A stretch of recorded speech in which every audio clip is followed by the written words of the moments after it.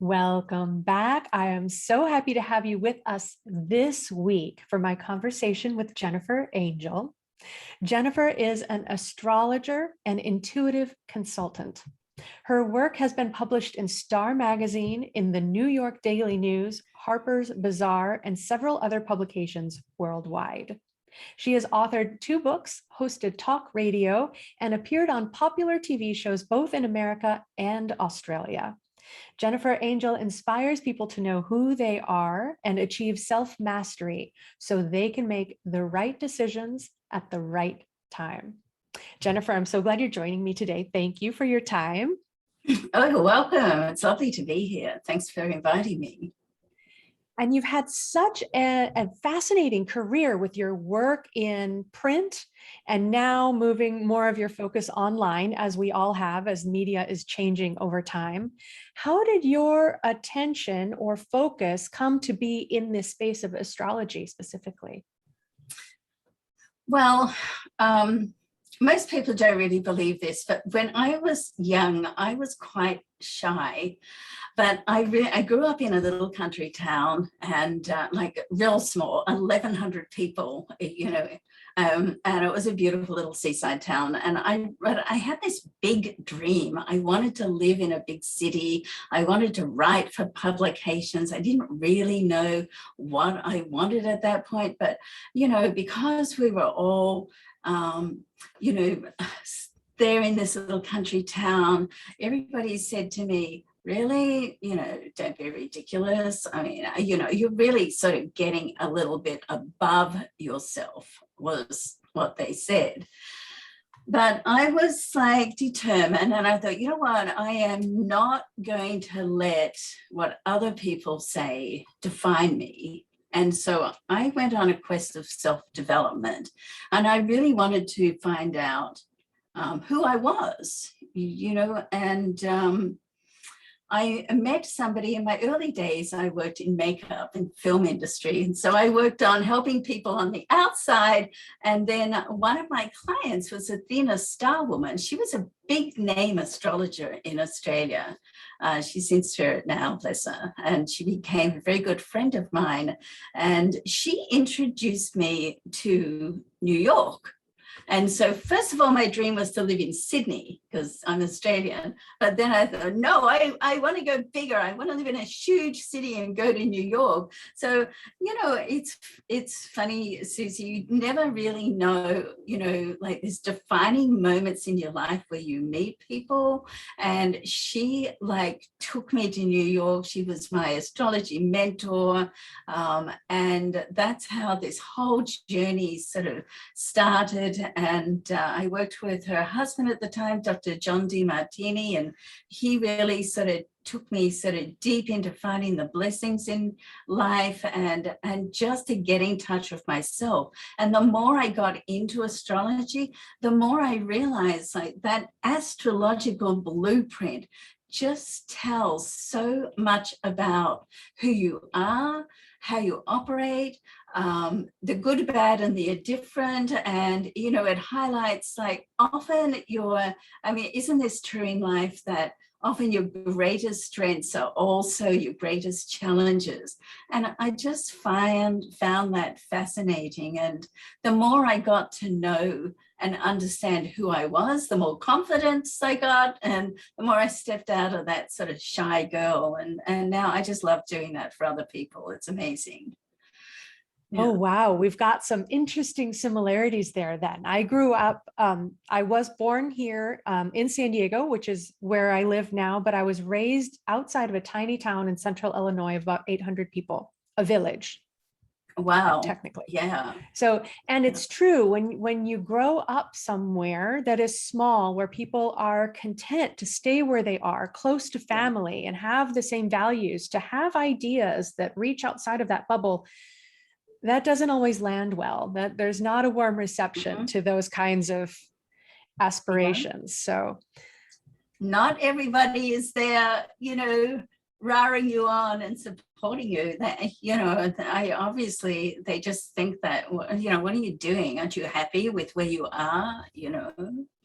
And it's not about that. It's just that, everybody has their personal dream. And I just love astrology, how it helps to support that dream, and it defines, it's interesting. It's like you can look at any area of life, like stress, and everybody relates to it slightly different. So yeah, it's really interesting.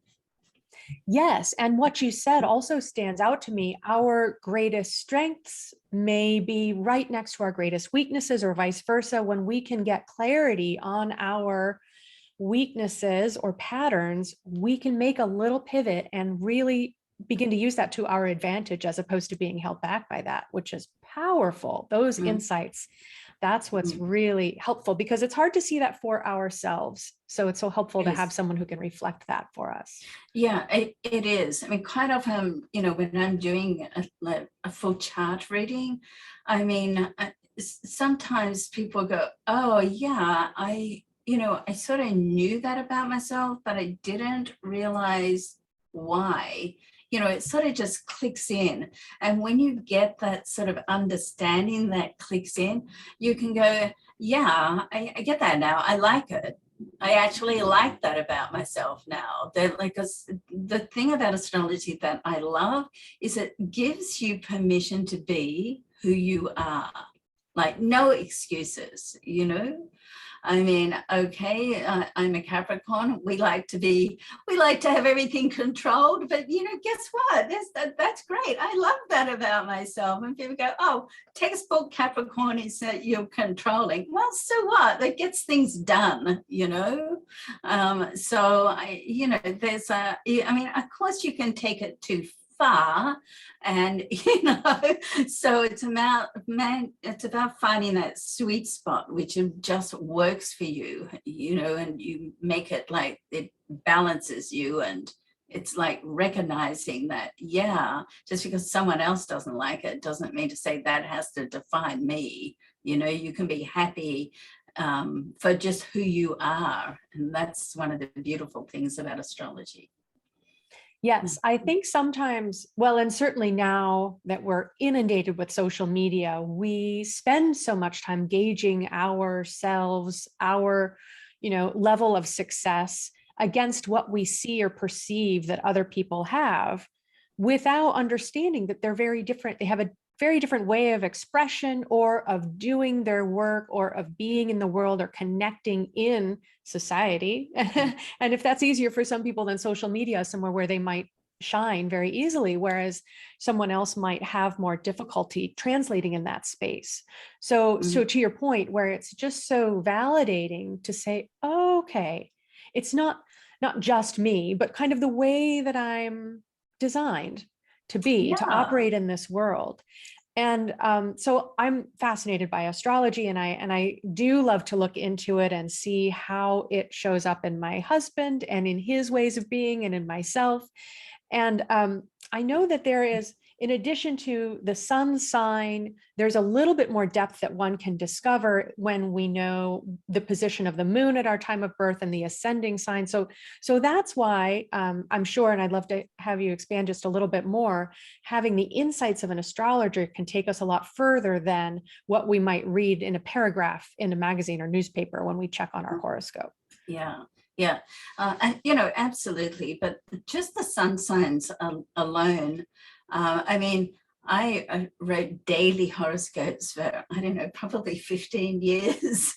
And, just like the sun signs alone really give so much information. I mean, people say, oh, foo-foo, sun signs are nothing, but it's not true. They really just, your sun sign is like your character.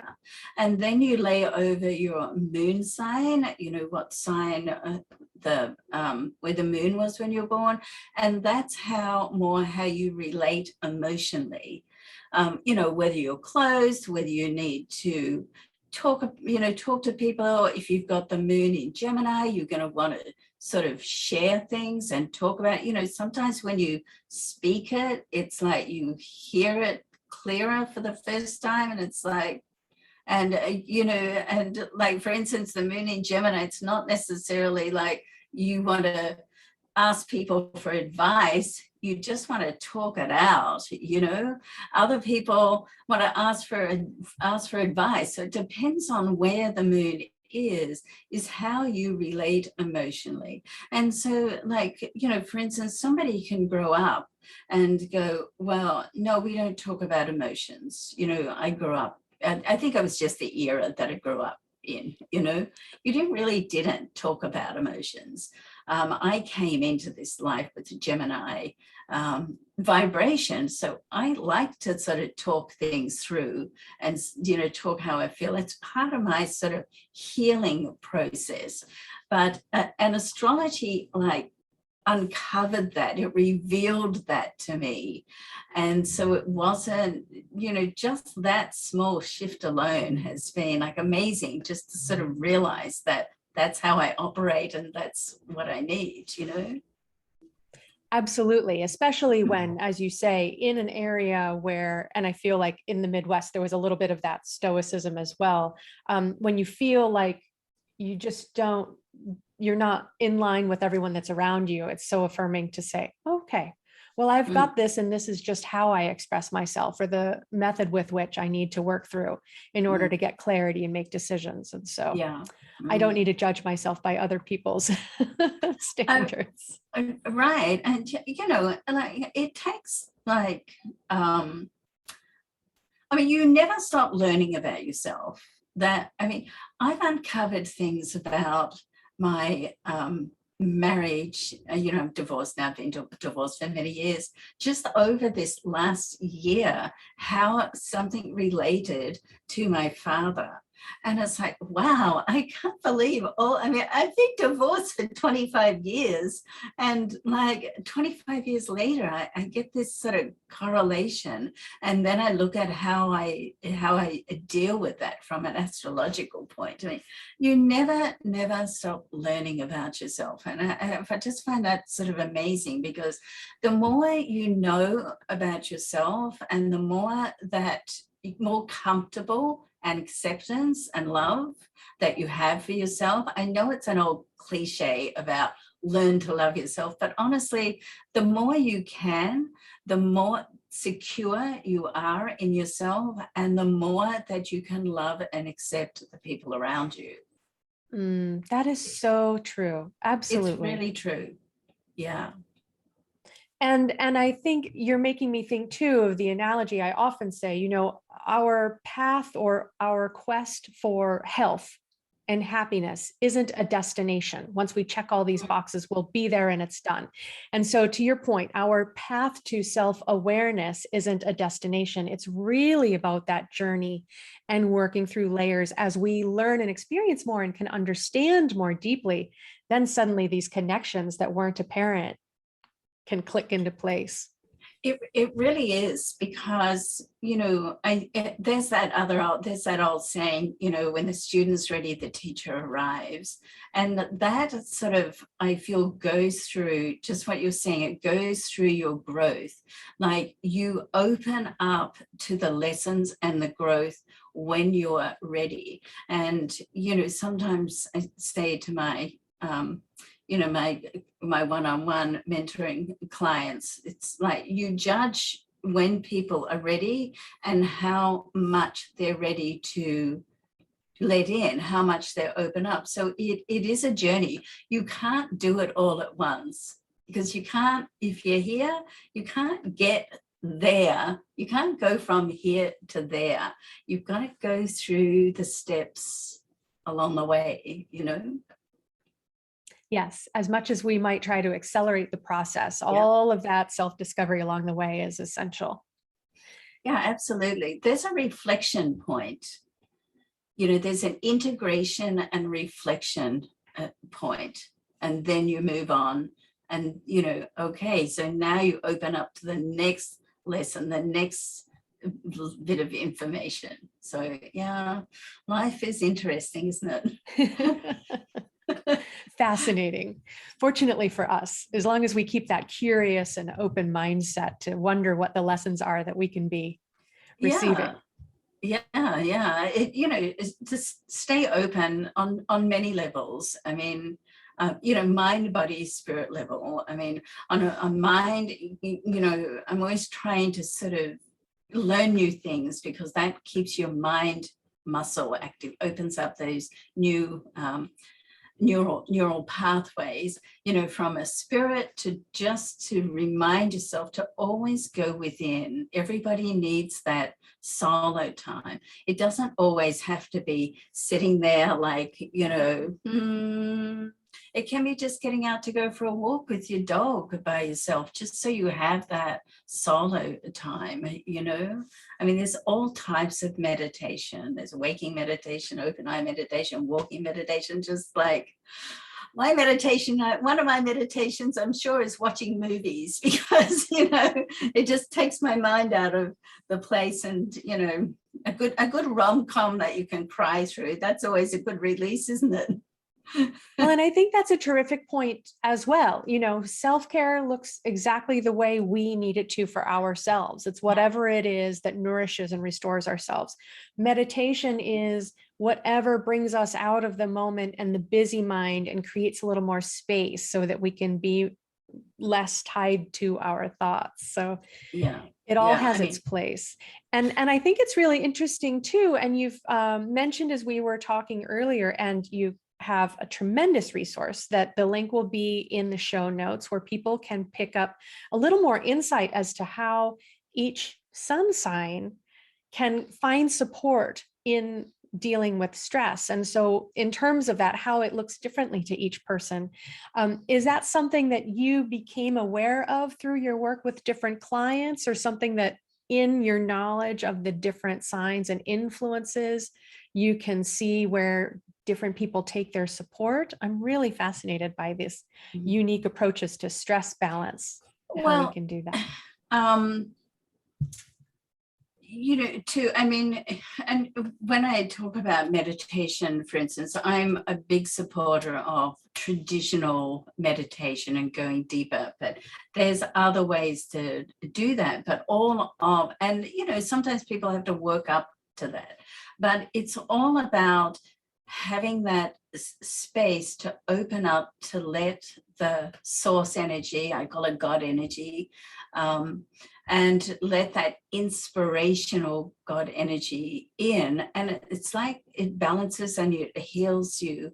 And stress blocks that, because stress comes from worry, it comes from confusion. And so it's hard to be, impossible really. You can't be open spiritually to let the God source in such powerful, beautiful, inspirational energy in when you're stressed, correct? Absolutely. And you just can't do it. It blocks it. And so in that sense, when, with my clients, I look at different ways. So it's like, uncovered to me, different ways where people can just release that stress.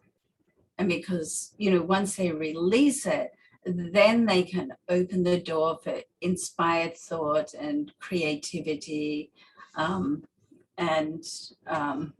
clarity to come through.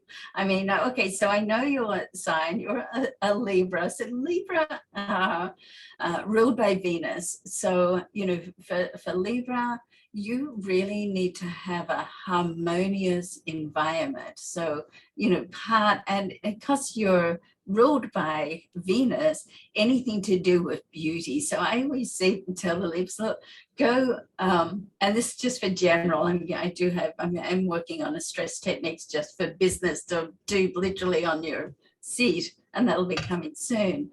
But for Libra, if you just go and book in a pampering session, that really just helps to balance you, because what the Libra needs to do is it needs to balance things out. Like, okay, you need to think it through. You're an air sign, you're a cardinal sign, so you like to put it into action, but you need to think it through. So it's like, and it's when you're busy all the time and stressed, it's hard to get that inspired thought and to work all that out.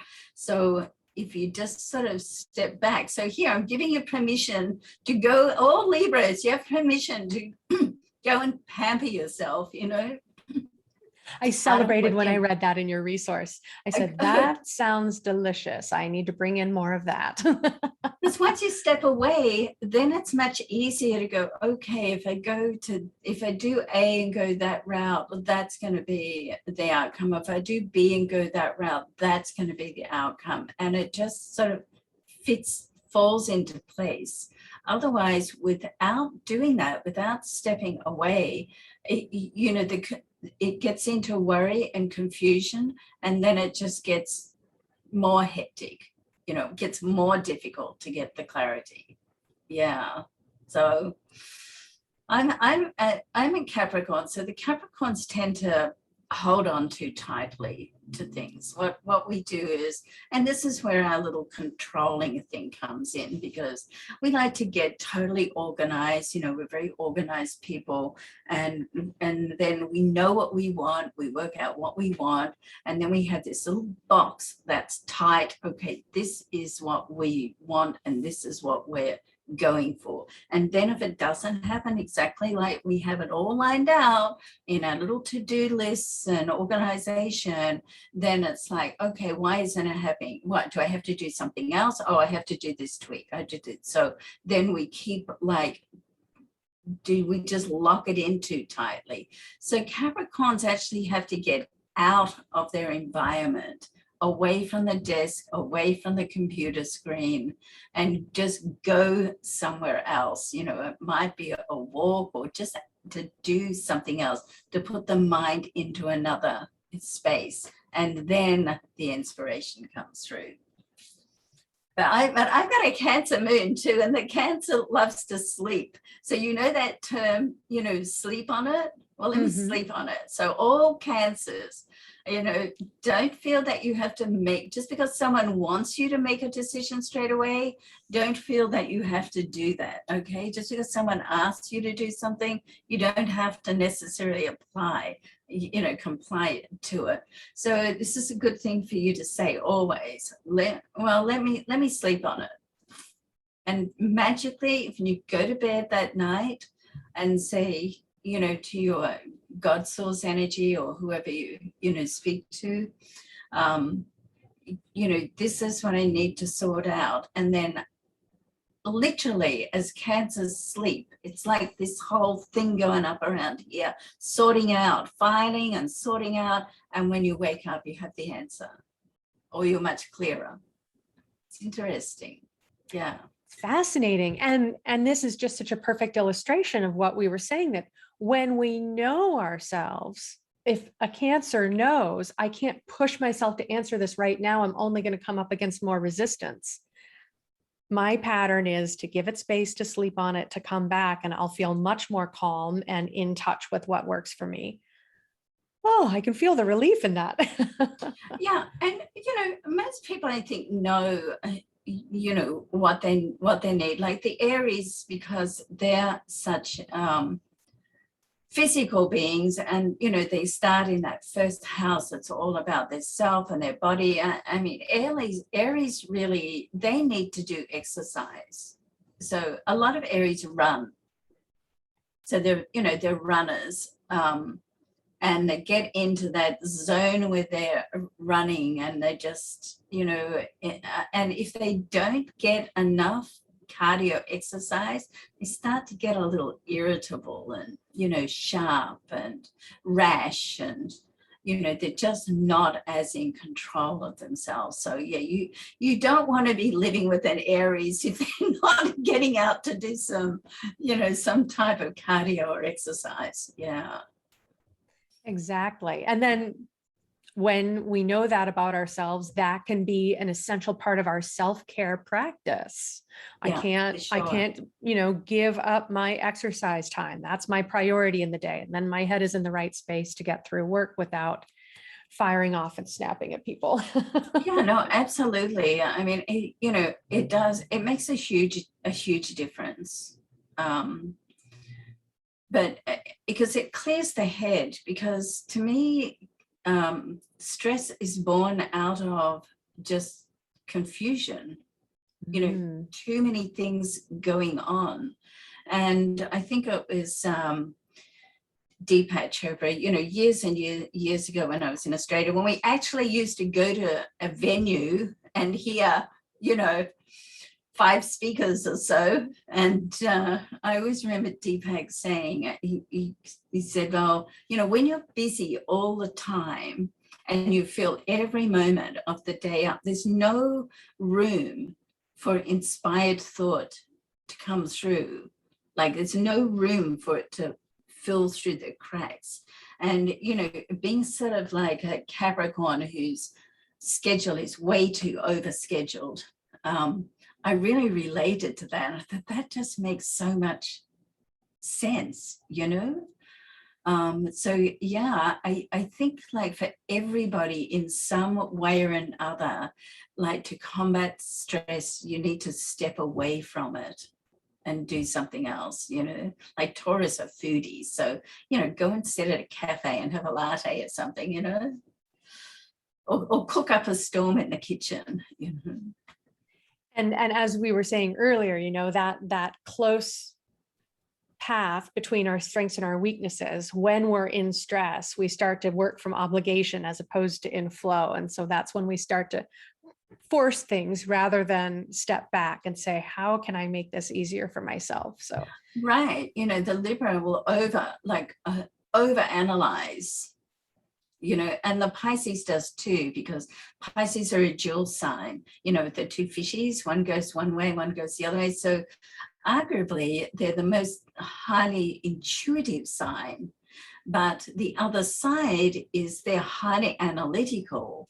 So if they get, if they just step aside and tune into themselves, music is good for Pisces. Music is such a great energy shifter for anybody. But, the reason why we cry through love songs, it's just releasing emotion, but particularly for Pisces, the music is like a real, it's a real mood shifter, which just helps them get out of the over analytical. And there's a few signs like that. Libra does that too. You can, just get too caught up in analyzing the analysis. And, Capricorns are a bit like that too, So. Well, and I think with my Pisces moon, I think that's probably why music is a huge impact on my mood. And I love live music. Hopefully we'll be getting back to live experiences. I love that community shared experience, but absolutely it is the most powerful way to shift my mood. And I've started creating different playlists. So I have my happy music and my focus music and yeah.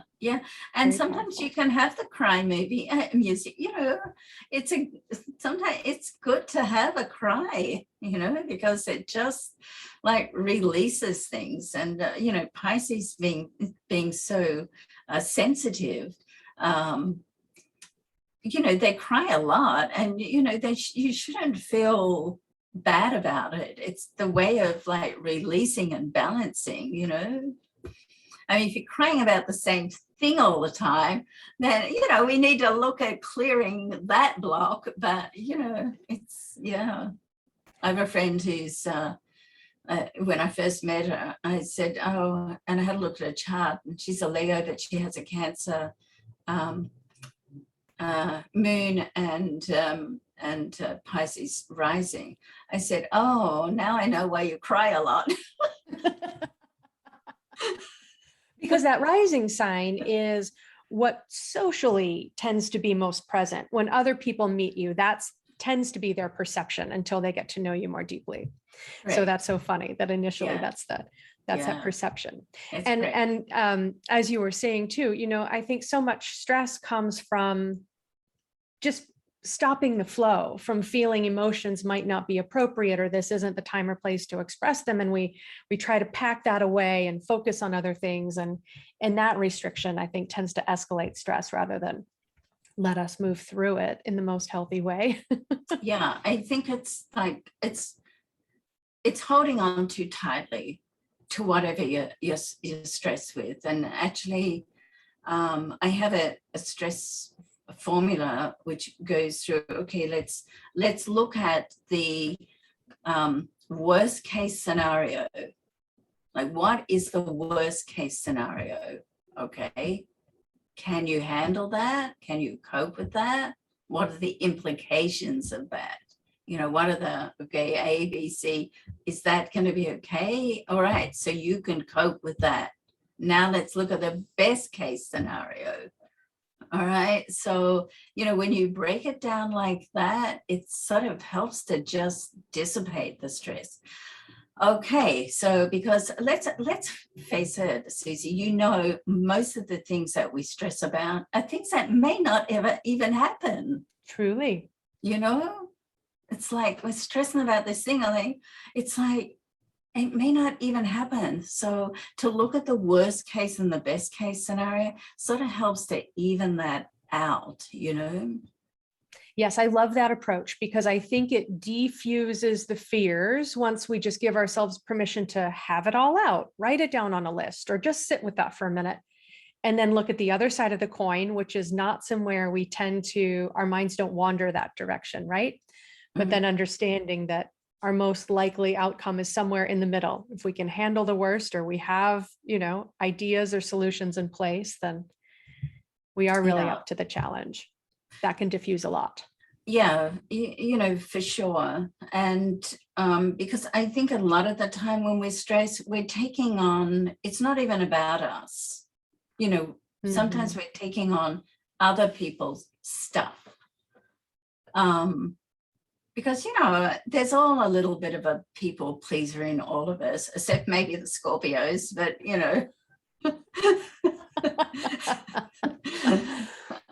So, and depending on our upbringing and how we, you know, deal with things, the chart comes into everything. Honestly, it's so revealing.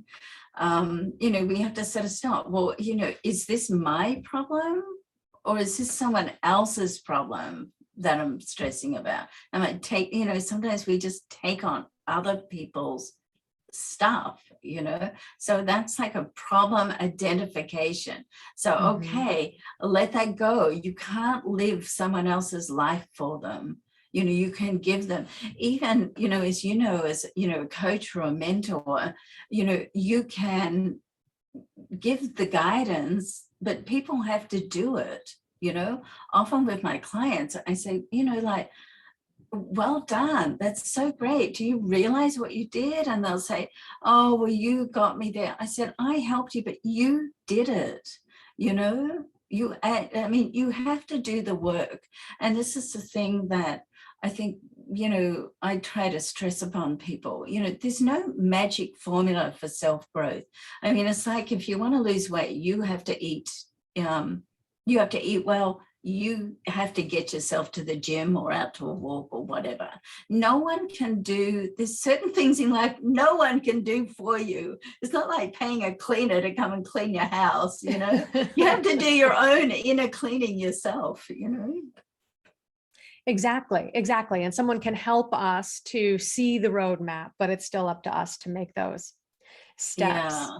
And you know, you should celebrate those steps right along the line, you know, and have little because, you know, when you do get those milestones and you know, do move on to being what you consider to be a healthier, more a self-adjusted or powerful or whatever is important to you, then that's a big deal because you did that, you know, so good on you, you know. Exactly. I'm a huge advocate for celebrating all of those small wins along the way, because that helps us to recognize just how far we've come. We tend to be very focused on a destination, a goal that we have set for ourselves, and not be aware of what we are moving through, because along the way, often those goals are changed and then we get frustrated that we're never getting there. So without those little celebrations and recognizing that growth, it's harder to keep ourselves on track. It is. And the truth is, you never get to your goal, as we're saying, it's the journey. And, you know, I encourage my clients to, as soon as they start to get close to the goal, we set new goals, because if you don't set new goals, you start to stagnate. Mm-hmm. And, you can sit in that little comfort zone for a little while, fine, but, we're not going to leave you there for too long. Just enjoy that moment. Now let's strive and keep going. And I think that's what keeps you healthy on a mind, spirit, mind, body, and spirit level. Yeah. And so I'd love to hear a little bit more about how you're working with your clients, because with your focus and your knowledge and experience in astrology, you're helping people in business, not solely in their personal, their relationship with themselves, but also personal relationships. And so how do you see this helping them in the business space? Well, first of all, when I work with someone, we go in and see how they're spending their day, particularly what they do when they first wake up. Because, when you first wake up, that period when you just go to sleep and you first wake up, are really two huge power periods in everybody's life. So what are you doing with that time? Are you going to sleep worrying? Do you plan set out? What do you do when you first? I encourage people to, straight away when you wake up, to do something. If it's not deep meditation, then to do some breathing exercises, affirmations, gratitude. You might just do 3 gratitude, bring the light in, to put protection. A lot of people like to work with color, and, have this like checklist straight away. Otherwise, because we're so used, it's so tempting, isn't it? Straight away you get onto the phone and what's come in, and then as soon as you do that, you're getting your texts, your emails, and what's going on. You check your accounts or whatever. You're like into your day. So and your day then just like a continuation of all the busyness from yesterday. So starting your day off more empowered, I call it a morning empowerment process, just makes so much difference, because then you get up, you have a plan of action, you're centered, and then you can focus on, I have affirmations sitting up on my thing here and everywhere, and it just helps. It absolutely does. I'm still working to get the consistency in my morning routine, and I absolutely notice a difference throughout the day if I start with the notifications that are on my phone versus starting with my own breathing. I'm glad you mentioned that. Yeah. Breath work is, we think we've got breathing handled because we've been doing it since we were born, but so many of us are not fully utilizing, and it's a powerful way to shift stress. So starting out in tune with that, with some mindfulness, with setting our own course as opposed to on response, it absolutely rescues my day. So, and I get it. Not everybody has like the time or the situation at home that they can go and do a 20-minute meditation in the morning. I mean, in a perfect world, yes, but life sometimes, if you're home, you've got kids, or you've got to get out, you've got responsibilities. It's like, it's going to be sometimes a little difficult to do that. So you can just do like the breathing exercise, bring in, light around you, color, and like gratitude. I heard, I heard somebody say the other day that the gratitude exercise is the same. And when you get into that true gratitude, and it can be about anything, like, oh, I'm feeling good today, or somebody called me yesterday, or I'm going to do this, and thank you for, and, as I said, I sort of the God energy, thank you for this, and I like to open up to this. And it just sets that whole gratitude. When you truly get into that gratitude energy, it's the same as the success feeling energy. I think we might have been on the same course when we heard this. I don't know whether you heard that. That's really interesting.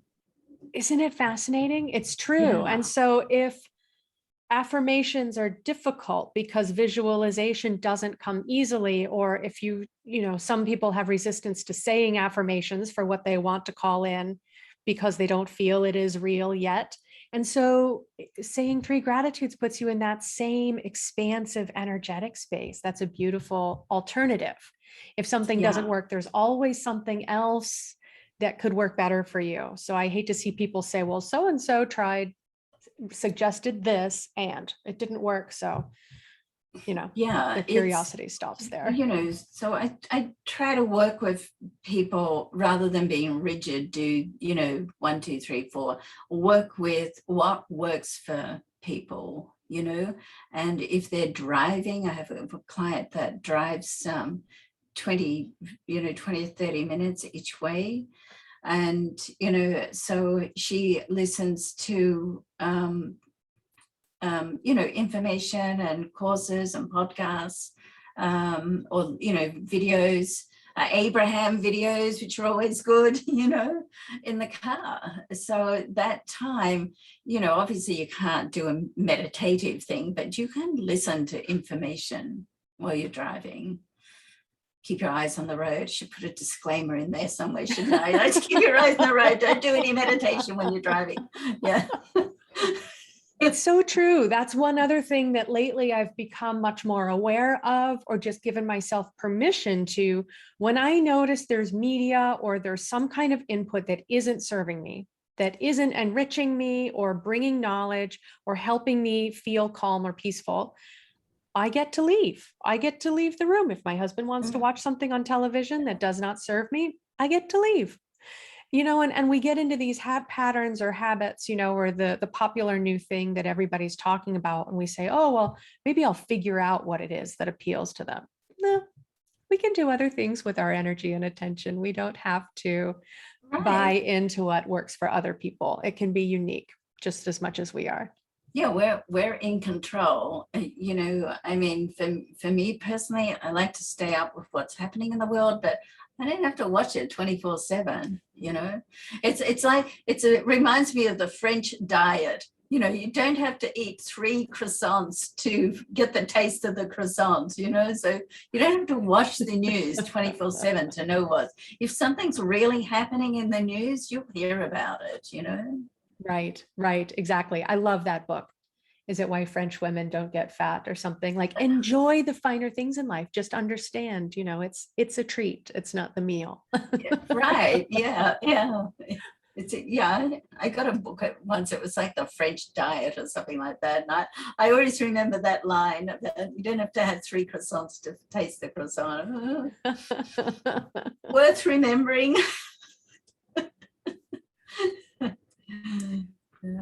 Beautiful. Thank you for sharing everything and for the resource that you have made available. I'm really excited for people to get a look at, to dial in, if you didn't hear us discuss your sign, how you can support yourself or get some more insights. How do you find too, any more tips? I mean, we've been talking along these lines in terms of mindfulness and understanding what nourishes us. Are there any other things that you find helpful as you're working with clients? You find yourself recommending this with, regularly to help us to restore or to connect to source energy or to God energy, to help be focused, to find that inspiration that serves us?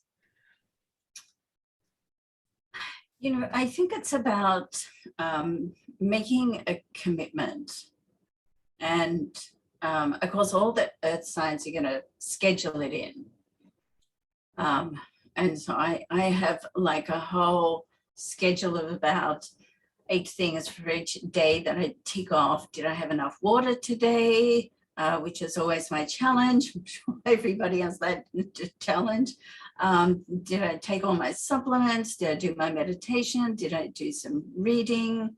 And, did I do some exercise? So did I look after myself today? Mm-hmm. And it's like making that, first of all, making a commitment, because and to just make one commitment at a time, like, what do you want to achieve this week or this month? Do you want to get up earlier and go for a walk?